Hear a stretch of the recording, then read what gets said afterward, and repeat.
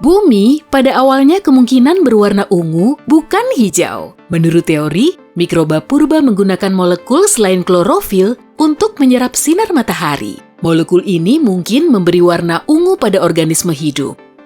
Para ilmuwan memprediksi kalau dulu planet kita punya 2 satelit. Salah satunya berupa objek kecil yang berdiameter maksimum 1.207 km.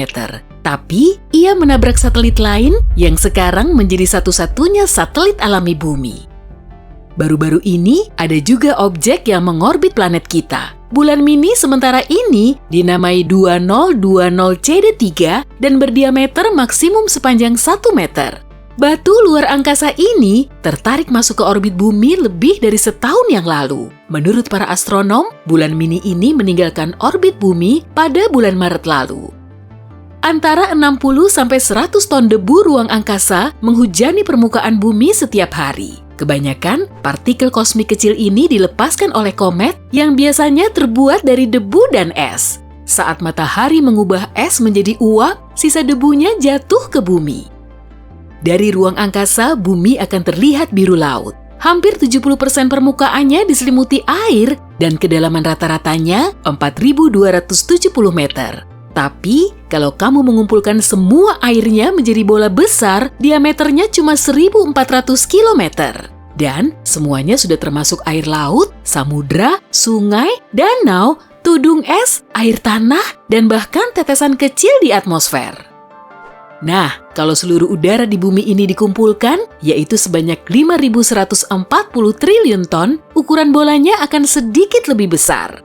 Semakin menjauhi permukaan bumi, kepadatan atmosfer juga akan berkurang. Karena itulah, setengah udara bumi berada di ketinggian 5 km dari permukaannya.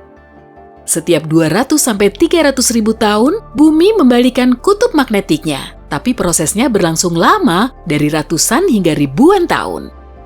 Bumi kita diselubungi matahari. Atmosfer matahari membentang jauh melebihi permukaan kasat matanya. Meski berjarak sejauh 150 juta kilometer dari bintang itu, bumi masih dapat dijangkau atmosfernya. Aurora terjadi saat partikel bermuatan dari matahari tertangkap oleh medan magnet bumi, lalu bertabrakan menuju atmosfer atas di dekat kutub. Teluk Hudson di Kanada punya anomali gravitasi. Gravitasi di sana paling lemah di seluruh dunia. Berat badan kita akan lebih ringan saat kita berada di ekuator daripada di salah satu kutub planet ini.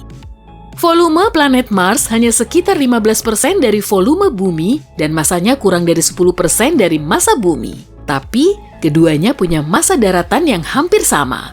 Alasannya karena sekitar 2/3 permukaan bumi tertutup oleh air.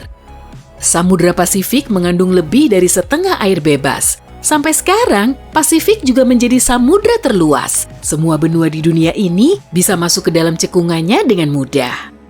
Planet kita perlahan mengurangi kecepatan rotasinya. Prosesnya memang sangat pelan, sekitar 17 milidetik dalam 100 tahun. Akibatnya, hari-hari kita akan jadi lebih lama. Dan setelah 140 juta tahun, sehari di bumi akan berlangsung selama 25 jam. Lautan di planet Jupiter tidak terdiri dari air, tapi hidrogen metalik. Kedalamannya bisa mencapai 40.000 km. Wow, hampir sama dengan keliling bumi. 1 tahun di Merkurius sama dengan 88 hari di bumi. Planet ini juga punya orbit yang sangat lonjong. Jaraknya dari matahari bervariasi dari 45 sampai 69 juta kilometer. Meski sedang berdiri, duduk, atau rebahan santuy, kita tetap bergerak dengan kecepatan lebih dari 1069 km per jam. Ya, segitulah kecepatan bumi berputar di ruang angkasa. Tapi kecepatan ini hanya berlaku di ekuator loh. Posisi atmosfer Pluto jauh lebih tinggi di atas permukaannya daripada atmosfer bumi. Lapisannya juga ada lebih dari 20 dan semuanya dingin sekaligus pekat. Gas metana merupakan produk samping dari proses biologis. Gas ini juga ada di atmosfer Mars. Fakta ini masih membuat para astronom bingung bukan kepalang. Per tahunnya, Mars menghasilkan lebih dari 270 ton metana. Mereka masih belum bisa menjelaskan asal-muasalnya. Benua Antartika yang ada di Kutub Selatan adalah benua terbesar kelima kita. Di dalamnya terdapat hampir sebanyak 70% air bersih dan 90% es dunia. Antartika juga dianggap sebagai gurun. Area tengahnya cuma mendapat 5 cm curah hujan per tahun dalam bentuk salju tentunya. Permukaan Merkurius berkeriput, penyebabnya karena inti besi di planet ini dingin lalu menyusut. Keriput itu bisa setinggi 1,6 km dan membentang sejauh ratusan kilometer. Batu di planet kita banyak yang berasal dari Mars. Para ilmuwan menganalisis kandungan kimia dari meteorit yang ditemukan di Gurun Sahara, Antartika, dan tempat lain. Ternyata, batu tersebut berasal dari planet merah. Satu-satunya sabuk asteroid yang diketahui oleh astronom berada di antara planet Mars dan Jupiter. Di sini, terdapat jutaan asteroid, tapi jaraknya saling berjauhan. Semisal kamu harus melalui area ini, kemungkinanmu tertabrak asteroid hampir nol. Keempat asteroid terbesar atau kadang disebut planet minor menempati setengah massa seluruh sabuk asteroid itu. Tapi, seluruh berat asteroid di sana hanya 4% dari berat bulan.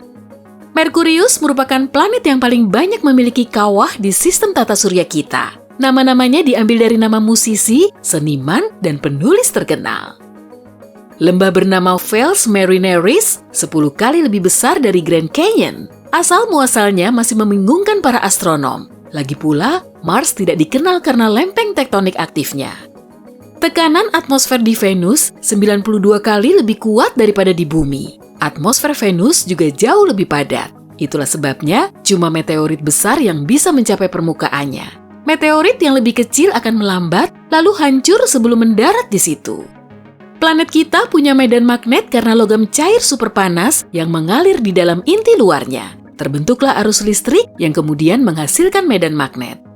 Selama 200 tahun terakhir, kutub utara magnetik bumi telah bergeser ke utara sejauh sekitar 966 km. Saat ini, gerakannya juga lebih cepat, sekitar 64 km per tahun. Sementara, beberapa dekade lalu masih 16 km per tahun. Gunung berapi kriovolcano di Pluto tidak memuntahkan lava, melainkan es. Saat meletus, gunung ini tidak memuntahkan batuan cair, tapi air, metana, dan amonia.